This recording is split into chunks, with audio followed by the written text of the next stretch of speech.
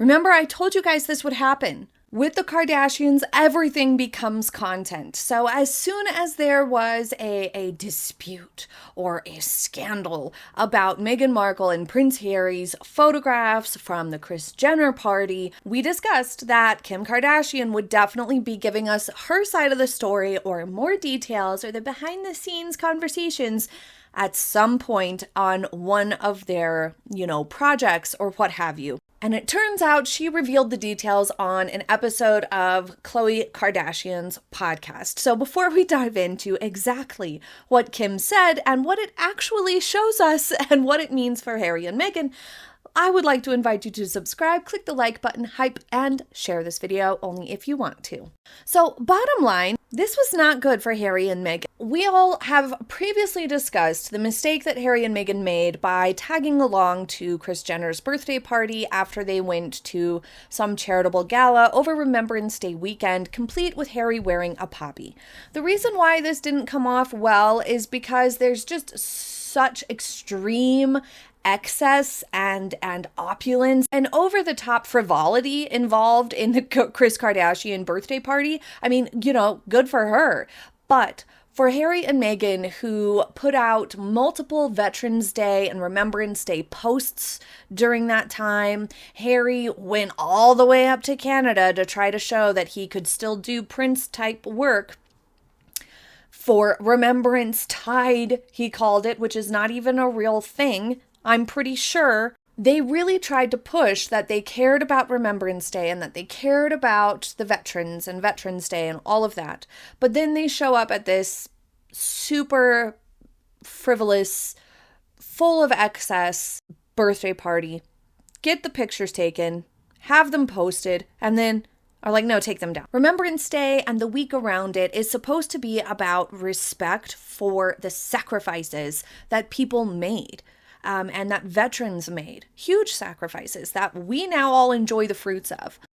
So that's why its tone was way, way off for that particular time of year. Publicizing it was all the more worse. But additionally, it took the shine off of Kris Jenner and her birthday when they asked for the photos to be taken down. So it also ended up being a little bit insulting. It could also be viewed as Harry and Meghan wanted to come and rub elbows with all of Kris Jenner's friends, but they didn't want to be seen in a post with them.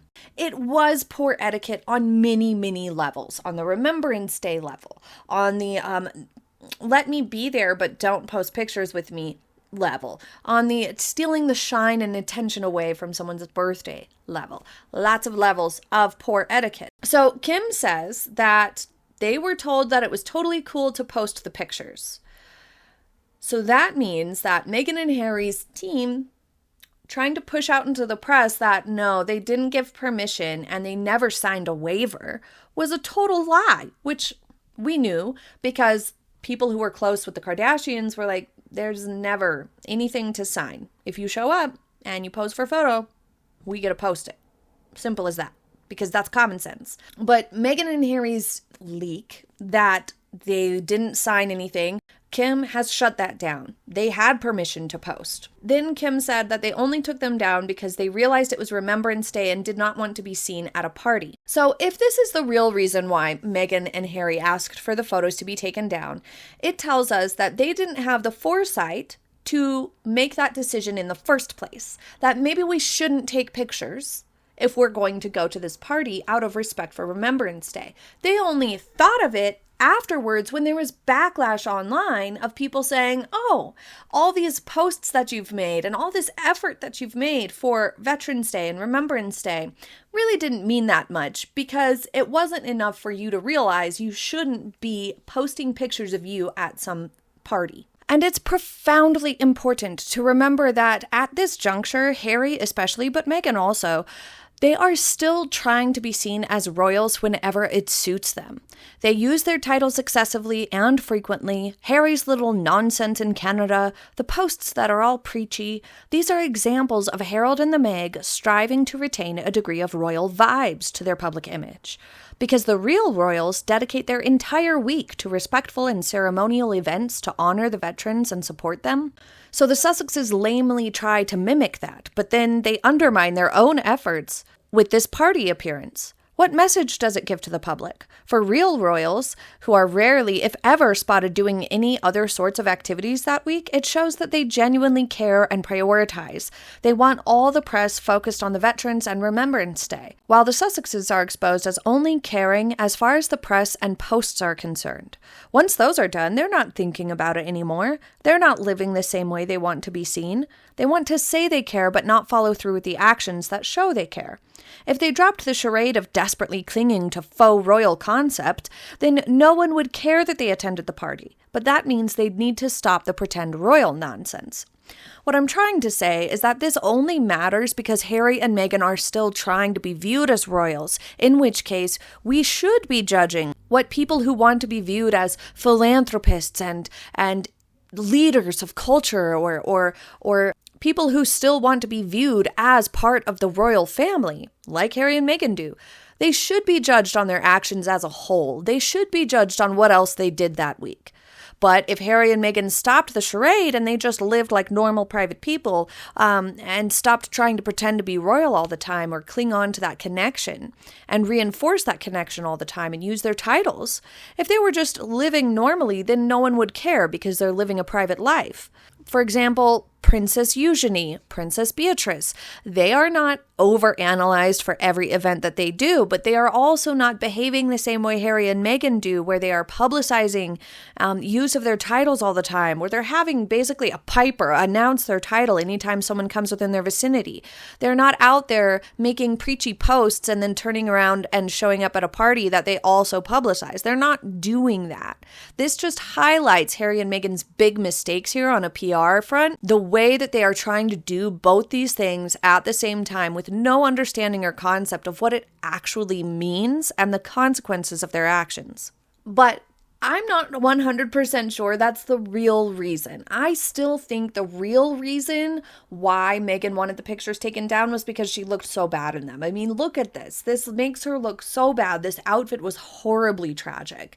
And I think that's the real reason. I think that the Remembrance Day weekend was a convenient excuse for Meghan. I still believe it probably came down to the way she looked in the pictures. Just my opinion. But sources close to the couple had previously claimed they specifically opted out of social media coverage and checked no on a consent form, a claim that the Kardashian representatives disputed at the time, asserted that they had verbal permission, and now Kim has confirmed that they were told they were allowed to post them.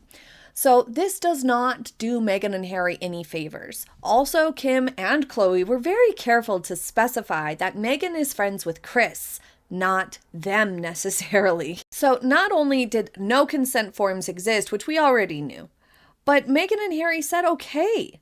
It's insane. It's horrible for Harry and Meghan, publicity-wise. This is yet another moment where Harry and Meghan's proclivity and obsession with controlling the media and trying to control their public image comes back to bite them in the butt because they're trying too hard to control everything. You can't, especially on the internet. You can't control things. You can't control how people see you or view you. So they need to just stop because when they do these types of things, it only makes stuff worse.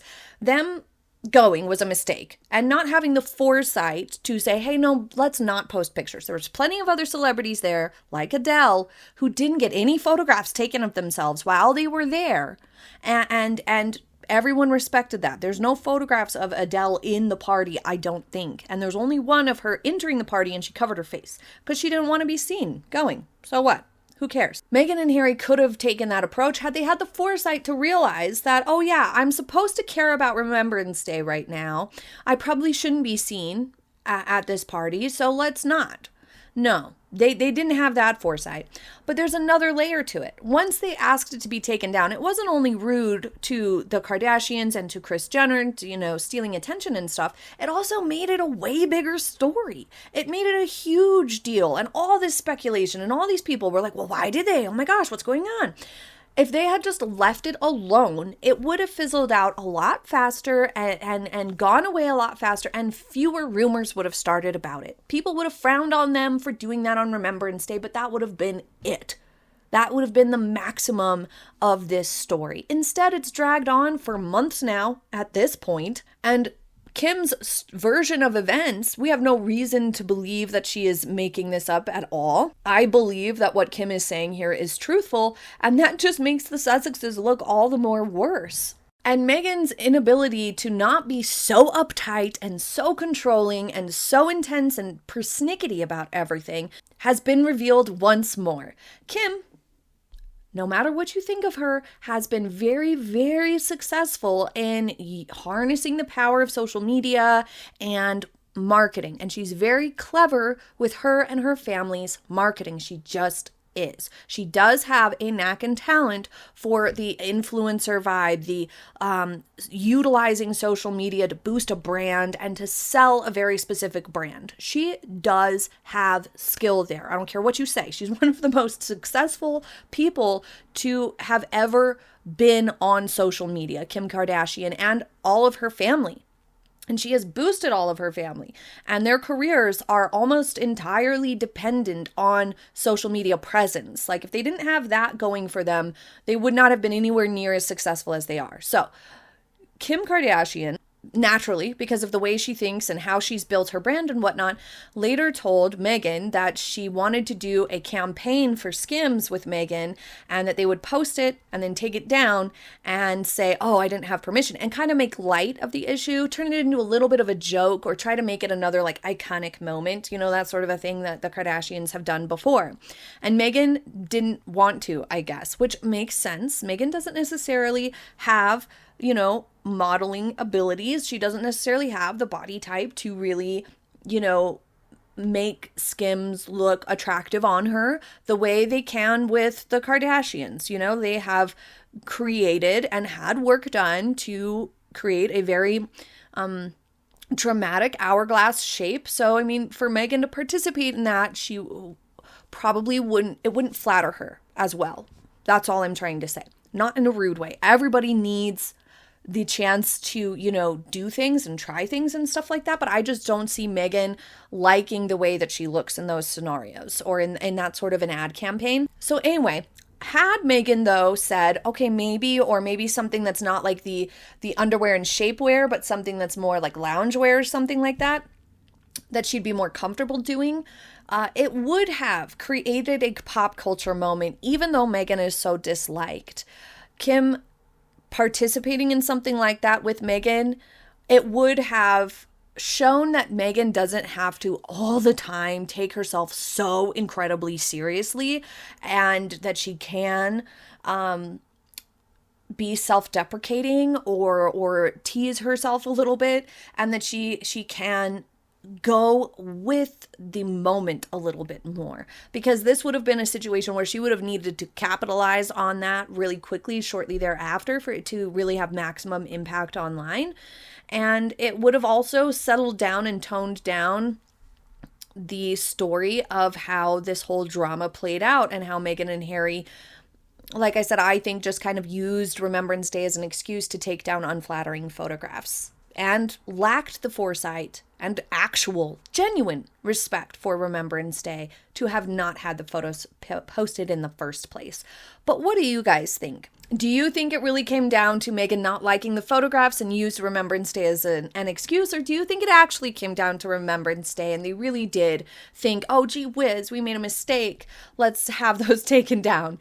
And what do you think about this idea of Meghan and Kim participating in a Skims ad or campaign together? Do you think it still might happen in the future? I really don't, but leave your thoughts in the comments. Thank you for joining me. I hope you have a happy day ahead, and I will see you next time. Bye.